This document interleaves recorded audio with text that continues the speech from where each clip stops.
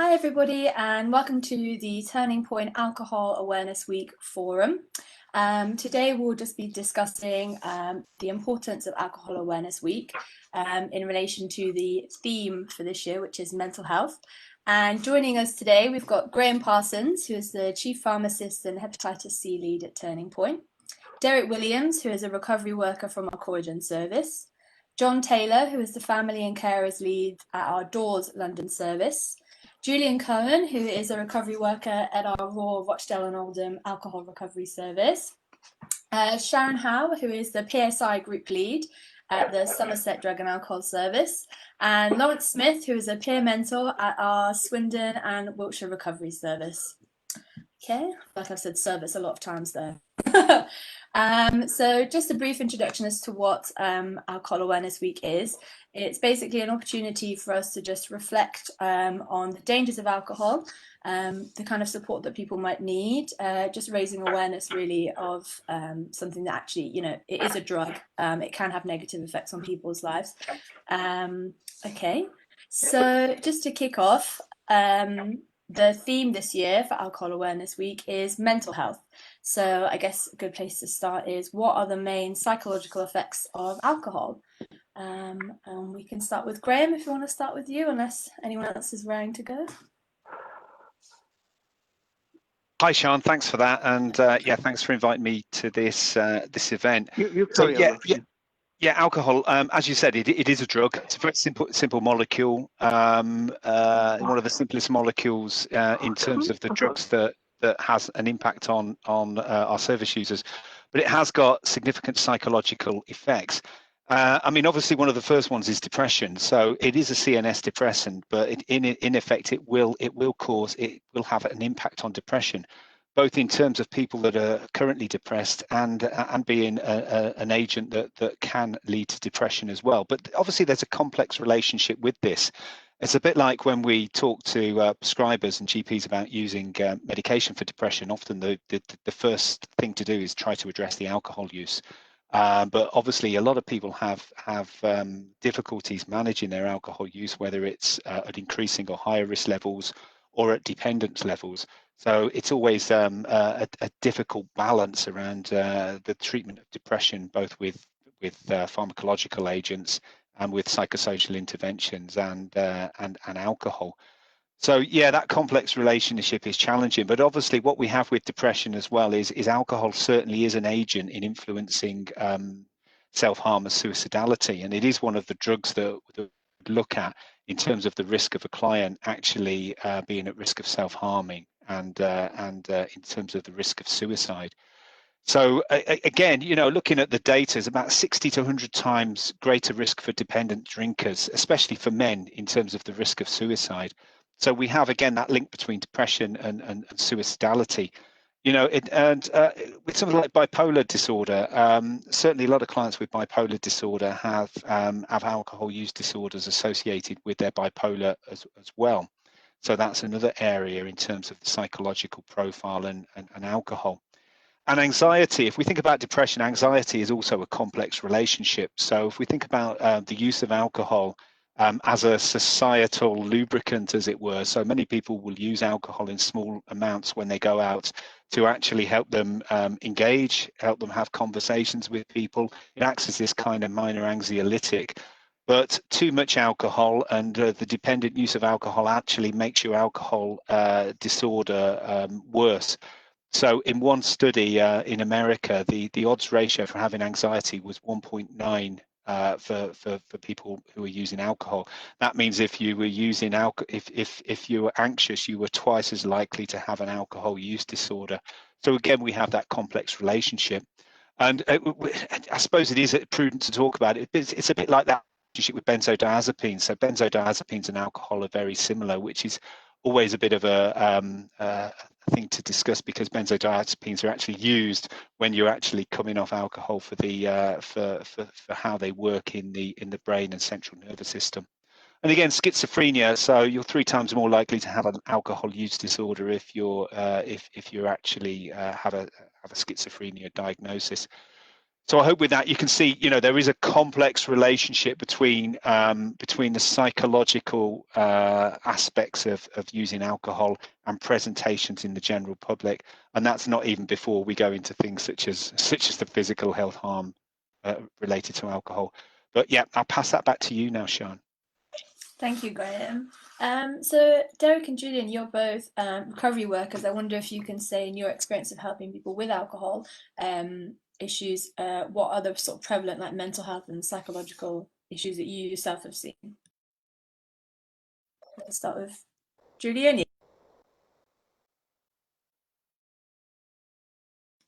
I think you're on mute, Julian. Sorry.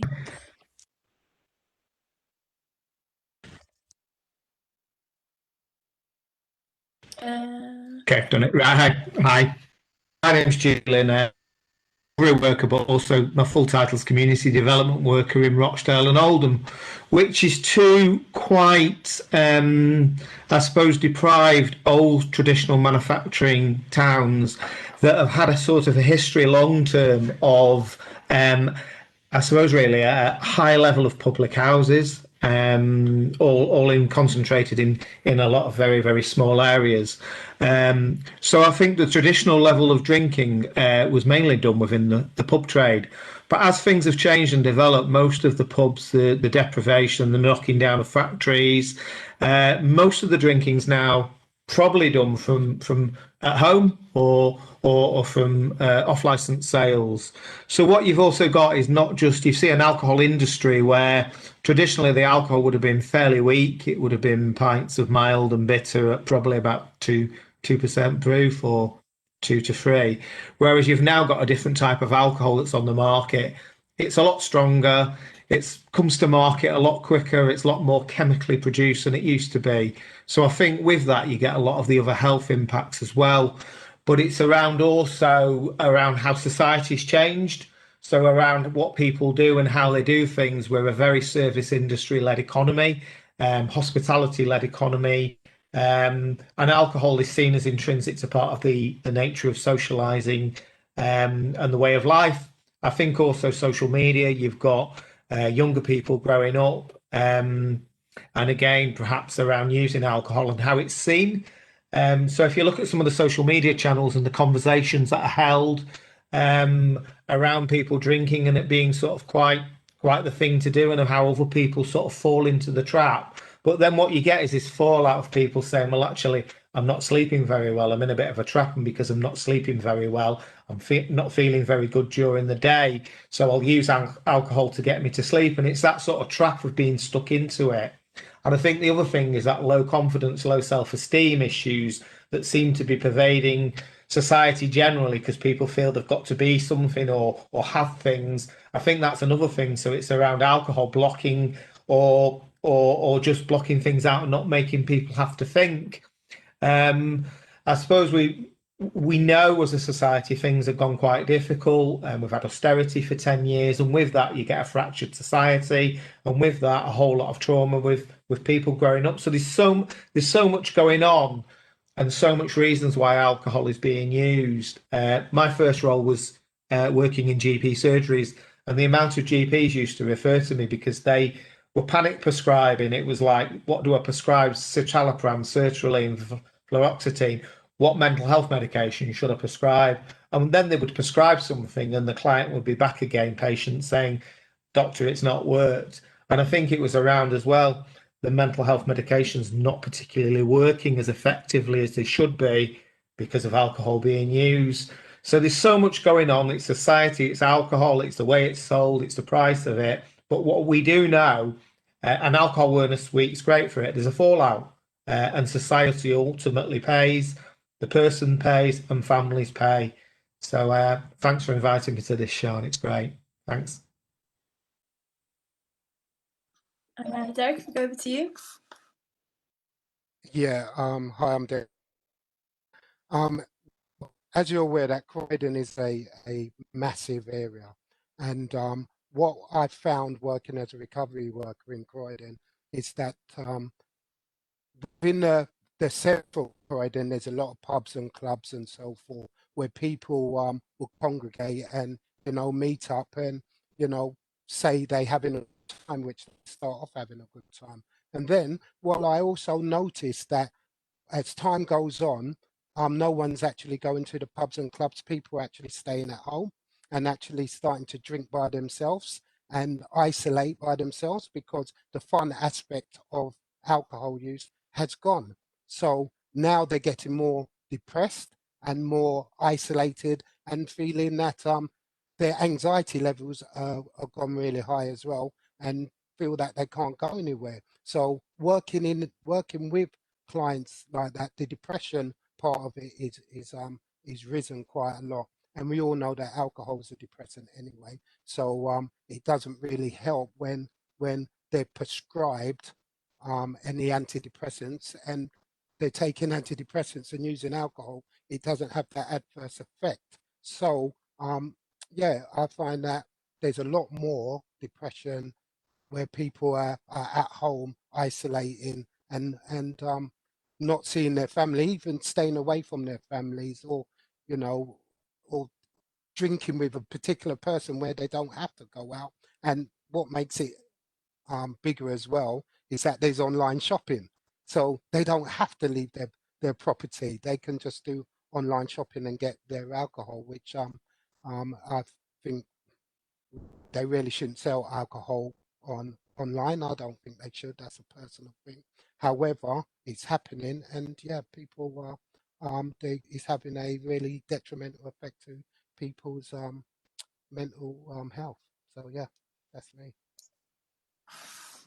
Brilliant, thank you, Derrick. And you mentioned about having an adverse relationship on, or having an adverse effect on relationships with family and friends. I suppose that leads us quite nicely onto you, John, as a family and friends worker at our DAWS service. What kind of effect do you think that alcohol can have, you know, in excess and even in small amounts on a relationship with family and friends, which then I guess has a knock-on effect on, you know, mental health?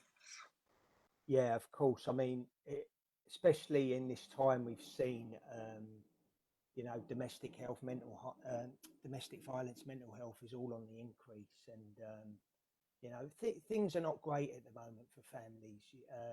You know, it must be said. First of all, you know, thanks for inviting me in. I think just wanted to start off by saying about this thing about, you know, I've been working for many, many years with Turning Point, and they always hear me talking about the families, friends or families is kind of like the forgotten people of alcoholism. And the reason I say that, because I do a lot of like, you know, work in the community for different services, you know, external and internal, and from clinical leads to sort of key workers, you know, they say, oh, I know that there's support for the sort of alcoholic. I didn't know there was support for family members. And that's kind of like why I call it. And, you know, ADFAM, who are the nationwide organisation for people affected by other people's substance misuse, you know, they estimate that for everyone in active addiction, it affects 7 or 8 people around them. So we're always talking about, in substance misuse service, the missing people. Where are they? You know, where's the missing people in the families, you know, who are affected by sort of substance misuse or alcoholism?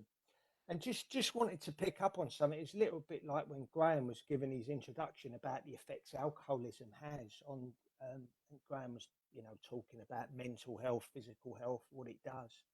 Just want to talk a little bit around the mental health and physical health that it does do on families.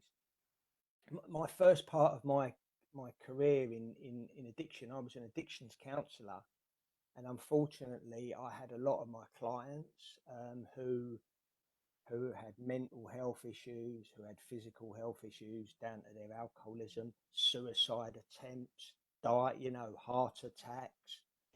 In my many years of working as a family worker, exactly the same things have happened to families. And why this happens is that the family members, they become addicted to the alcoholic, and they want to try and fix the alcoholic. And what happens is there's a lot of denial, we know, in the sort of substance misuse world, but the denial can be greater in the sort of family member. And I think it's a big block for people coming into treatment. but it's important to remember. I just worked with a client, you know, and it's quite common that we know with alcoholism and addiction, shame is a real big driver. And I'd say 80–90% of my clients are mothers, and I'd say how many people, percentage of my clients throughout the years have had mental health issues around to their loved one's addiction. I'd say 100%, because we know that mental health can go from committing suicide, you know, to feeling anxious, depressed. So it's so important to realise the effects this has on the family. And I just want to mention this. I've got some stats later that I'll share with people. I just want to mention something about this hidden harm. So hidden harm was always a word that's used by social services to the harm that is done in alcoholism to children, that we don't know the harm at the time, but it comes down the road. But hidden harm is for families, you know, because they're not drinking, because they're not, you know, doing, but this hidden harm that it's having on them, you know. So I think I just want to give big thing out to Turning Point nationwide. We are so good at sort of families, you know, we've got a big sort of forum all around the country. We really appreciate, you know, we really understand, you know, the effects that this is having on families and the hidden harm, you know, that alcoholism does, how it does affect the whole unit. So yeah, it's just good to be here. Sean, it's Graham here. Can I just come in for a moment? Is that okay? Absolutely, you can. So, yes. so yeah, that's great. Thanks, John. I suppose one thing that I'd like to raise is the domestic violence. And obviously, some studies have indicated that 3 in 4 instances of domestic violence involve alcohol, and that is something that is always at the forefront of my mind. And COVID-19 and isolation has made that worse in effect, with the fact that people haven't had the opportunities to get out the house, as it were. And just for information, I know that some corporate pharmacy bodies and other pharmacies as well have safe rooms in their pharmacies. So, I mean, if anybody has suffering domestic violence, if they're out, even now they can go into a pharmacy and ask to go into the consultation room. And often they are safe places, and pharmacists have been trained to actually recognise that and also support clients who have been suffering from domestic violence. Yeah, I mean, thanks for mentioning that, Graham. I think it showed right at the beginning when the government, it was like everyone on lockdown, unless you're in a victim of domestic violence, it doesn't apply to you. You can do whatever you like. And there was money, you know. So, yeah, I mean, and since and I've even noticed since we've gone back into lockdown again, my numbers have crept up again. So yeah, I think it's so important. We are noticing down the line domestic violence, mental health. It really is, and it's kind of like one of these things about what have we got down the track. You know, at the moment we're really trying to get on top of this terrible virus, but what have we got down the track? Definitely, thank you. And I think that, you know, if we're talking about COVID, the dreaded COVID word, maybe if we go on to you, Sharron, and if you can maybe tell us a bit about what the psychological effects of COVID, you know, coupled with alcohol, because I'm sure there's a lot of people that are maybe having that gin and tonic at 4:30 rather than 6 because they're working from home, and you know it's harder to gauge how much you're drinking as well. I think sometimes when you're by yourself, even if you're not, you know, dependent on alcohol, it can obviously have a knock-on effect. Yeah, absolutely. I think that's an interesting point as well to be made here somewhere. It has been made quite technically already about dependent and non-dependent, and they need to be approached very differently. Obviously, if you're physically dependent, you can't just stop. And I think that ties into what John was saying, and family members know that it's helpful for them to understand that aspect. And yeah, sorry, I've got something else in my head, but I'll answer what you said. Also, not only people working from home, as you pointed out, but also some people who aren't working. So, for example, I've spoken to clients, especially through the summer months, that they sort of had this association, if you like, that when they're in their gardens and the sun's shining and they're sitting in a deck chair, they'd have maybe a couple of beers or, say, GT. But now they were in their garden, their deck chair 7 days a week. And I think that's certainly one of the reasons that it has, maybe there wasn't anything psychological to begin with or other issues to begin with as such. It was just the association that all their time was free time, and they associated that with having a drink. And then, of course, obviously, as people have already said, all the negative emotions.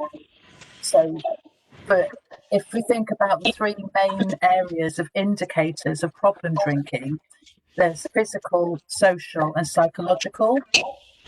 So, obviously, we're talking a little bit more on the psychological here, what with COVID and the effects of alcohol. So, how can people begin to wonder if they have an issue? Because I think that's another, what Julian was saying about the social aspect. It's very socially acceptable to do, easily accessible. So, for example, one indicator might be if somebody realizes they're thinking about drinking all the time. And it's becoming all encompassing what time of day it is, when can I have my next drink, where will I buy it from, what shall I have, and that can be an indicator.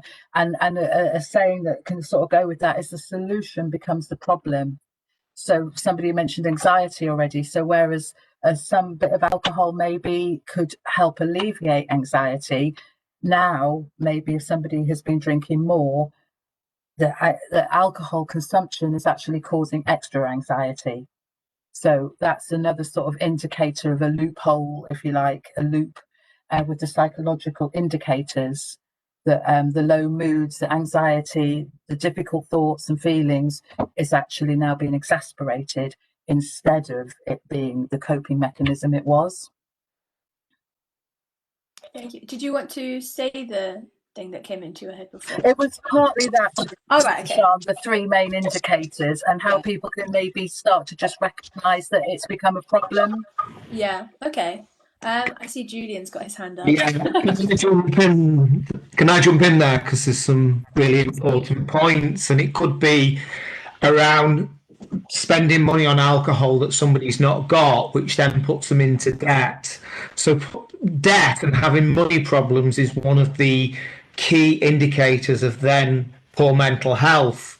So I think that's another point that's really important to raise. And I think Graham was talking about alcohol and the nature of being disinhibited. So we do know, and again, I'm going to go back to social media and a whole range of stuff like that. People, when they're disinhibited or on alcohol, they might even add cocaine to the mix, but they may actually cheat on the partner and think about stuff like that. That's when that can be the breakdown of family relationships or feeling really, really guilty about something you've done. So again, that can even exacerbate to a mental health issue. So doing daft stuff, doing something wrong, get involved with criminal justice system because you've drunk alcohol, and then you lose your job because of that. There's so many parameters where alcohol can really be problematic towards mental health, and I think it's something to realise. It has its benefits, but it has a lot of disadvantages, and it's being aware of that. Just wanted to jump into what Julian said also. Throughout the years as well, I've had a lot of family members coping, self-medicating. Maybe some of them have gone into recovery and relapsed again because their loved one is still in their own addiction or picking up other stuff, to sort of self-medicating. So it's such a big thing as well for family members as well, a managing tool, because I've got a lot of, and that thing about guilt comes in, probably a main driver, guilt, shame, probably a main driver for people to get into addiction and stay in it. Go on, Sharron. I was just thinking that ties in absolutely into the COVID as well, because a lot of those difficult thoughts and feelings, those negative emotions are really exasperated at the moment. Isolation obviously is massive, and it's part of the human condition to want and need company and Hughes around us. And then also you mentioned loss of jobs, loss of finances, all those are massive and can lead to what we might think is a coping strategy, but obviously, as said before, the solution becomes the problem often.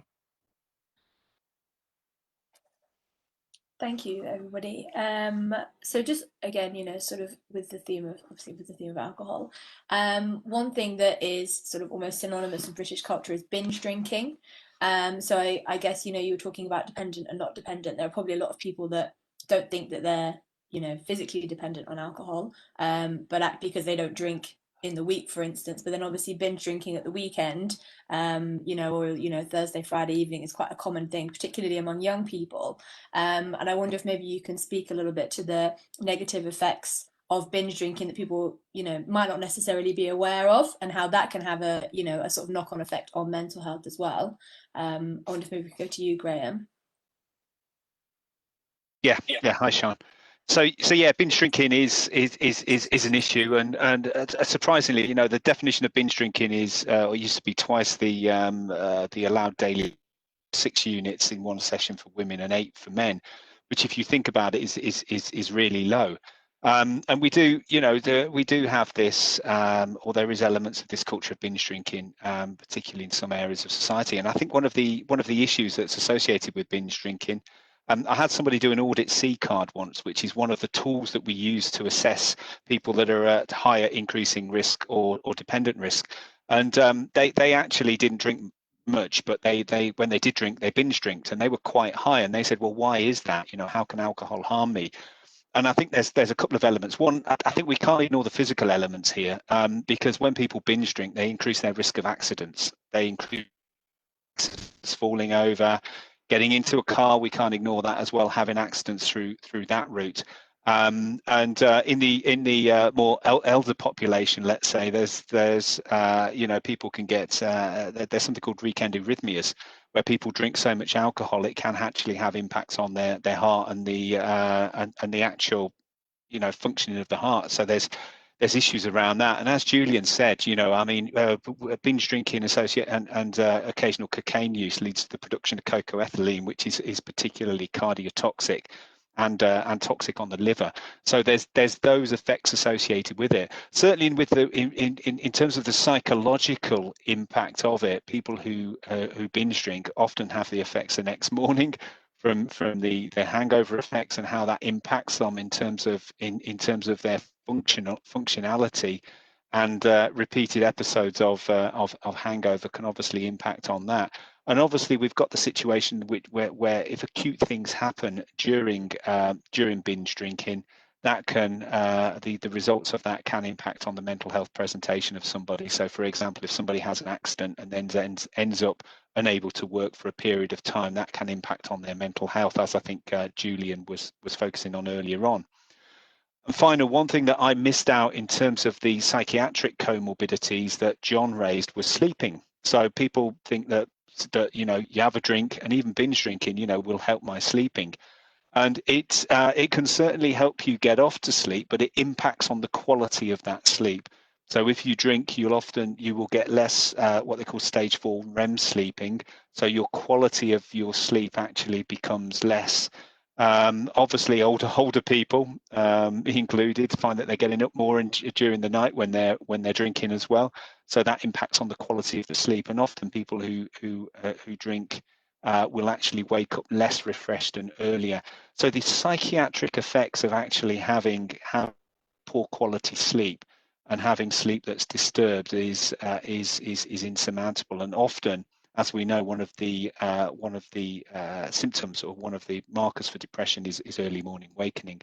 And I'm not saying that alcohol causing early morning wakening is a sign of depression, but the impact that alcohol has on sleep can have that impact on psychiatric presentations and the psychological well-being of that individual person. Brilliant, thank you, Graham. So open the floor to anybody else. I don't know, Sharron, if maybe you have anything you want to add about the psychological effects of binge drinking. I think Graham covered it pretty well. Certainly, how long those units. So again, not medical, but I have the idea, you know, roughly a unit an hour, let's say. So if you have sort of 40 units in one go, that's going to take a long time to get out of your system and a long time to recover from. So even though you're not alcohol dependent, there's still going to be quite adverse physical effects from drinking that much in one go. And keeping in mind, again, this is very non-medical description, that your body needs to break down the alcohol because it's a poison. So it has to work very, very hard. So to give it that much in one go is clearly going to have massive adverse physical effects. And then, of course, the regret and the shame. Oh, no, I've done it again. It is often very detrimental to a person's mental well-being. And then, obviously, of course, as Graham said, the accidents, very, very high. Or putting yourself in very vulnerable situations, or maybe not remember, and those sort of that side of it as well, very detrimental to the person. Thank you, Sharron. And so, Derrick, in your experience as a recovery worker, what are sort of like typical feedback that you get from people you're supporting in terms of binge drinking? Are there any sort of common behaviours? Yeah, they wonder why. Why do they keep doing it? Why do they binge drink, and why does it happen once a week? And then you say, well, as Sharron was saying about the unit, it could take an hour for a unit to break down. They say, well, I'm not dependent. And I'll say, well, okay, let's look at the bigger picture here. And the bigger picture is, okay, you drink in 40 units, as Sharron said, that could take about 40 hours for it to come out your system. And say you decide to go out and have a binge drink on Thursday, for example, and then Saturday you decide to have another binge drink, it can take longer for it to come out your system, and that could start the process for you to start becoming a dependent drinker. Okay, so a lot of people within who I work with say they don't think that they have a problem. They say, I only drink once a week, and I'll be fine. But what we have to let them know is make them look at the bigger picture. And the bigger picture is, okay, you might be drinking once a week. Say you decide to drink twice a week, and these are the effects that could occur once you start drinking. So that is the common theme that I come across all the time, is that they don't think they do at the moment until they look at the bigger picture, until we explain the physical and the mental, as Sharron and Graham said, the mental harm it can cause you. Yeah. Great, thank you, Derrick. And Julian, you were talking earlier about the social, sort of pressures of drinking, and the changing from pubs to drinking at homes and things like that. How do you think that has affected binge drinking? And then obviously, there's the social pressure sometimes people feel to drink or to let go of their inhibitions. And I think the phrase social lubrication was used. Yeah, I think with COVID-19, we've still allowed the majority of shops and places that are selling alcohol to continue to sell it. And if people have got more time and they don't have to get up in the morning, they're more likely to perhaps to use alcohol. I'm trying to think, during the summer, I think someone was saying near me as an example, for the first time the pandemic seemed to get the local community joining together. Which at first it looked a really, really good thing happening. But I noticed there was a couple of people on a couple of the roads that I know drink alcohol at higher levels than is healthy. And those people seem to be sort of the area where they started the celebrations, and they were out every day, and they were trying to bring other people from the community in. And it all seemed to go quite well. But after a couple of weeks, people sort of moved away from it. So we know that the early part of the pandemic, it was summer, people were enjoying it, they were out. I think as times have developed, I think this time people might be more drinking at home, drinking alone. So it's a different type of drinking. But we do know that if people continue to drink alcohol, it will affect them in so many different ways, which Graham's told us medically about. But it's just like the low confidence, the low self-esteem, the needing alcohol just to get out of the house. It can get to that point where people suffer with really serious agoraphobia because they haven't got that social lubrication to feel normal. Or if they walk out, is somebody looking at me? Do I look right? And they get really anxious and worried about everything. The paranoia can get so strong. And that's the point that you don't want someone to get at.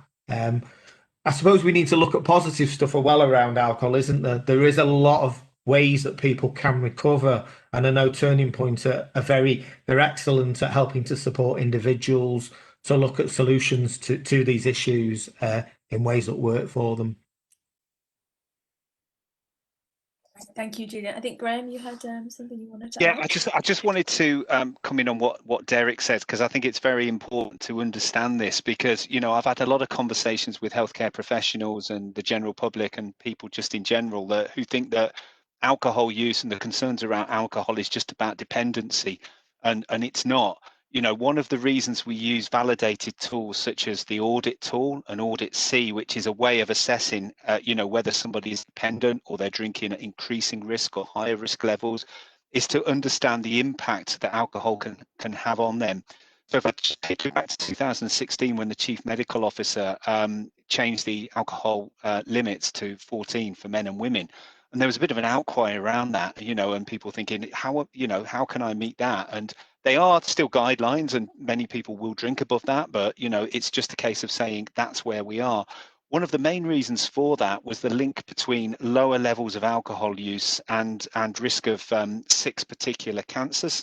So it is not just about, and I know this is about the psychological well-being, but it's not just about dependent drinking. A lot of the work that we do, and as Derrick has said, and Julian and Sharron and John, it's about looking at the dangers associated with people who are binge drinking or using alcohol to such an extent where it can start to impact on their mental well-being and their physical health. So, people watching, I just want to emphasize that it's not just about dependent drinking. And if you're sitting there and saying, I'm not dependent, that is an issue. Dependency is an issue, but one of the bigger issues as well is the impact of alcohol can have, even if you're not a non-dependent drinker. So I guess sort of what you're saying really is, the 14 units a day, if you are drinking above, not a day, sorry, A week. a week, the 14 units a week, if you are, somebody who does, have a glass of wine or whatever with their friends, and they might not think, they might not even be a binge drinker, but if it's above the 14 units a week, then that is an indication that even if it isn't a problem now, it could grow into something, and it's maybe just a bit of an alarm bell, sort of like if you have high blood pressure or something like that. Yeah, and it can impact on your blood pressure as well. So alcohol has an effect. It can cause hypertension, and it can make your hypertension worse. So it is just not it's not just about the really, again, the same argument is often applied to minimum unit pricing, which we won't get too much in because we've only got a quarter of an hour left. But minimum unit pricing is all about the reduction in alcohol as a harm reduction tool for the general population, rather than impacting particularly on dependent drinkers. But that's the public health approach to alcohol. Okay, thank you. And Julian, yeah, I see you got your hand in the air. Just a quick one here, and it goes on to more that Graham's saying about somebody that may be pregnant, and they know the strong messages is no alcohol, no risk, to avoid your alcohol exposed pregnancy. But say someone is pregnant and they know they're not going to drink, but then just suddenly a house party, they have one night where they might have a little bit of alcohol or half a bottle of alcohol. Then again, they then think about what they've done the next day and start to worry. And that can then affect their emotional well-being. Have I drunk alcohol? Have I put my unborn baby at harm? And that can happen, and it does. So it's around, most people now know the message is no alcohol, no risk during pregnancy. But just in case, say that person just forgets about it or just thinks, I'll be all right. So there's a whole range of things that can cause people emotional upset and unbalance.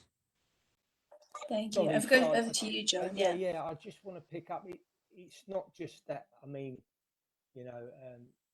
women who are pregnant, but also, as Graham said, this sort of it's not just to do with the dependency. It's we know that alcohol is one of the biggest depressants you can get. It's also about being in charge of the children the next day.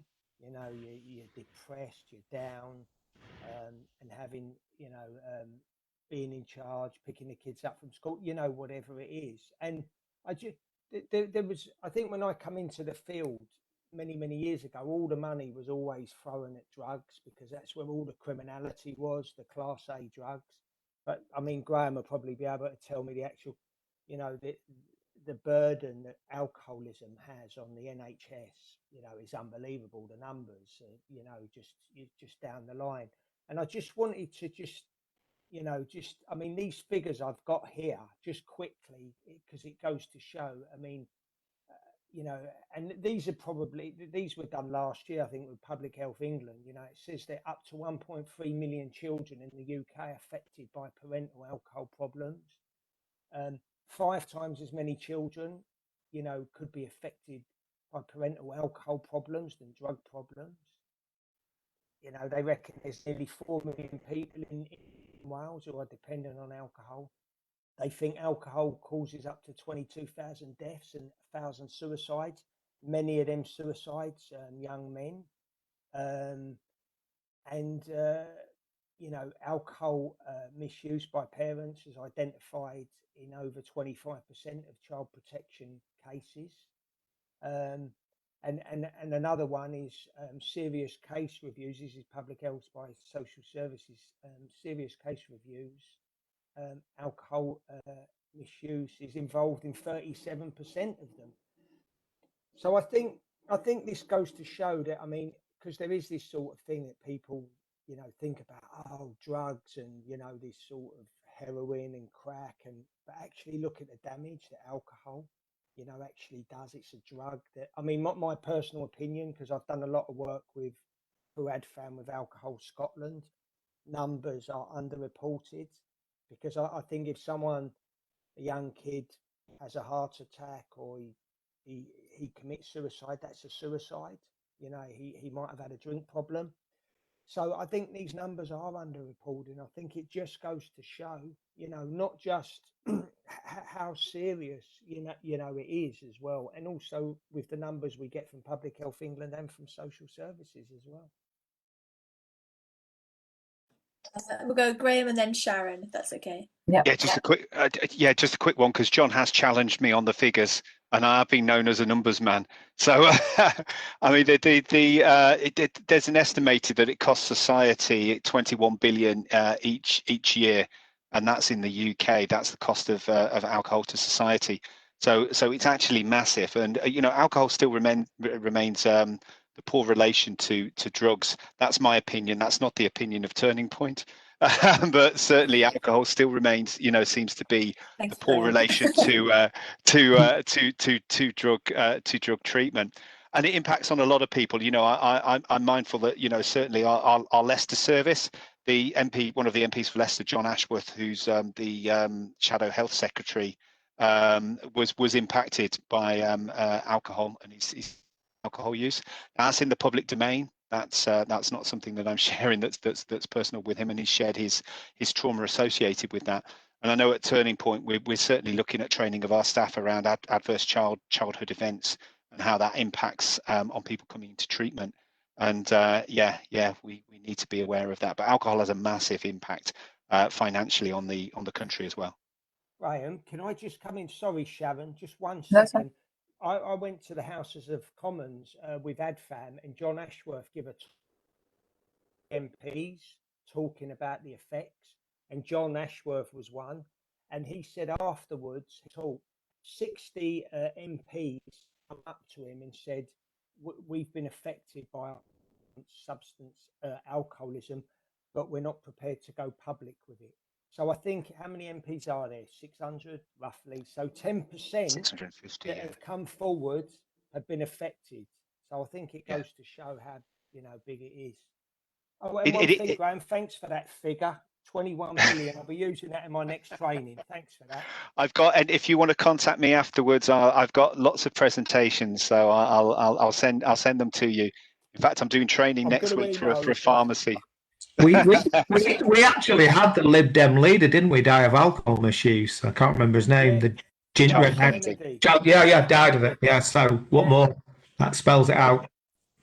It impacts everyone, and sometimes there's this preconception that everybody, and apologies anybody who's watching this that feels this is a slight, but that everybody works in drug service has been infected. Not everybody has been affected who works in drug and alcohol services, but a lot of us certainly have been impacted by friends' alcohol or drug misuse. So, and it does have an impact, and sometimes our own experiences, help us to form our own values.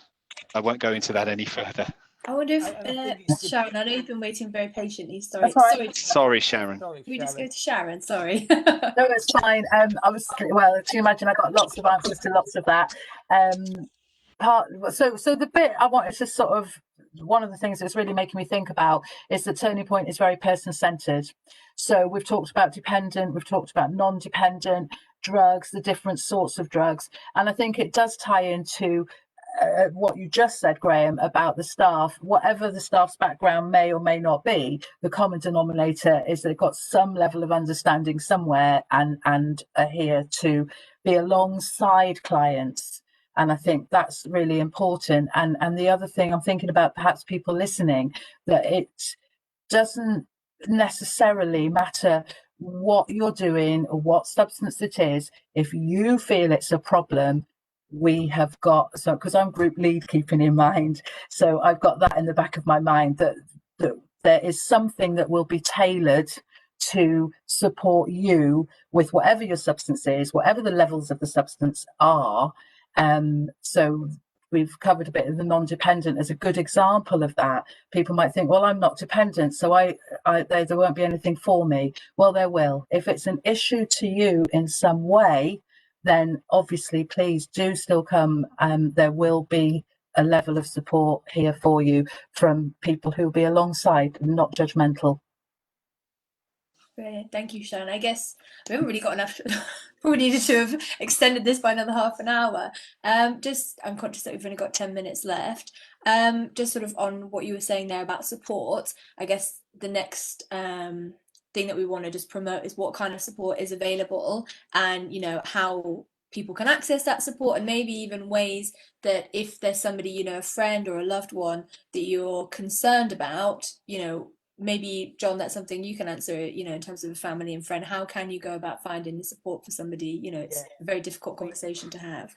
Yeah, I mean, just picking up on something like I said about everyone's been affected. I mean, the hardest thing is just to acknowledge for a family member, and I do it every day, with my clients, is you're watching someone who you love, a lot of the times destroying themselves by drinking, and there's nothing you can really do about it. And how hard that is. So what I'm talking about, we talk about self-care a lot. This is about you. The family service is not about the substance, misuse or the alcoholic, whatever. It's about yourself. So, we are so lucky in Turning Point, especially in our service, that for families, there's so much support.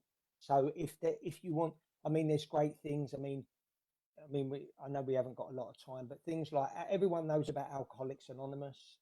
In 1930s America, when AA started, when two drunks got together, a little time after, the wives got together and said, hold on, we've been affected as well. And they set up a thing called Al-Anon. Narcotics Anonymous, you've got Families Anonymous, support, phone up your local drug service, and hopefully they might have support for families there. Family service is for the families, and for our service as well, for our family service, the alcoholic doesn't have to be in treatment in their life. Sometimes, unfortunately, has passed away. Even though the alcoholic has passed away, the healing still needs to be done. So yeah, go down one of these avenues just for the families, and try and get some support for yourself. Great, thank you very much, John. I wonder, Derrick, then if you could maybe tell us the kind of support that's available to people if they are concerned about their alcohol consumption. Yeah, as John was saying, in Croydon, we do have the Family and Carers Lead, and we do have a Family and Carers Group. So I do champion that, because it is very important that if they're going through something, they've got a support outlet they can go to. And also, if they don't understand what's going on, they still can gain that support. And also, we so many great recovery workers. You will come into a service, Turning Point service, and you won't be judged. And we are a non-judgmental organisation, whereas you might be judged by other people, but when you come into Turning Point, you will not be judged. And we deal with everyone on an individual basis. Everyone's there for the same thing, but everyone has their own journey. So that's a support you can get. And if scared to come in, you can there's a telephone number which I don't know if by heart, but there's a telephone number you can access, and you can do referral on the phone if you need to be referred. And also, if you don't want to do that, then you can just come into any Turning Point service, and somebody will see you and do referral and start the process for you. Don't ever feel scared that you can't get the support you need, because the support is out there for you. Thank you very much, Derrick. I want to open up to the floor if anybody has anything else they want to say to encourage people if they are, I guess the main thing is how much, I think maybe something that people will think about is how much is too much or how much is too little. There's probably going to be people who, maybe do need to find support, but they're worried that they don't drink enough, or that they're not quite in, the high risk category. I'm sure that's a battle many people have had with themselves. I think Sharron, coming in on that, we talked about those tools earlier on, Audit C and Audit. There's plenty of tools actually on the internet, and Alcohol Change UK will have availability through them. And if you just Google, and other search tools are available, Audit C or Audit alcohol tool. People can assess themselves. The actual, whether it's Audit C, which is 3 questions, or Audit, which is 10 questions, very easy to complete, and the scoring systems are all there. And people can self-assess themselves as well if they don't feel that they're ready to contact Turning Point directly at that point. So please have a look at that as well. And then if you have any concerns, if your audit score is in an area where you're at increasing or higher risk, or if you're dependent, then obviously Turning Point are there. And obviously if you're outside a Turning Point area, you'll be able to find out through your local GP practice, or even just doing a search where who your local drug and alcohol service provider is. Thank you, great. Yep, Sharron, we'll go. I'm just thinking about times of COVID. Don't let that put anybody off, because obviously at the moment you can't just wander into an office, but there is a one-stop shop phone number to refer in, and we put in lots and lots of things into place to make sure that people are just as supported.